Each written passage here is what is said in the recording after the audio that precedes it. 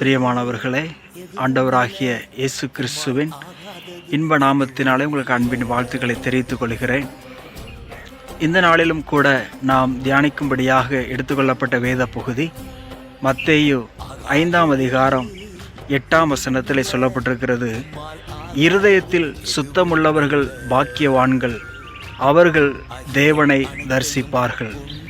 இன்றைக்கு இயேசுவை நாம் தரிசிக்க வேண்டும் என்று சொன்னால், கடவுளை நாம் பார்க்க வேண்டும் என்று சொன்னால், நம்முடைய வாழ்க்கையிலே பரிசுத்தம் வேண்டும்.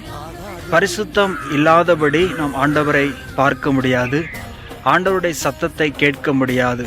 ஒருவேளை சிலர் சொல்லுவார்கள், அநேக நாட்கள் நான் ஜெபிக்கிறேன், எனக்கு ஒரு பதில் இல்லை என்று சொல்லி.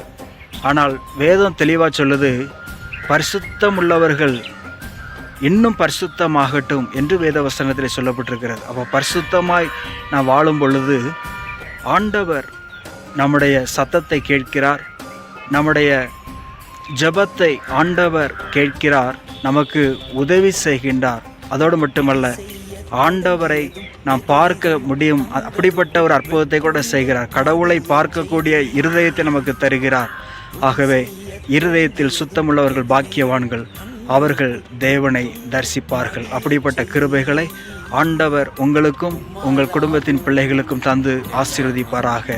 ஆமேன்.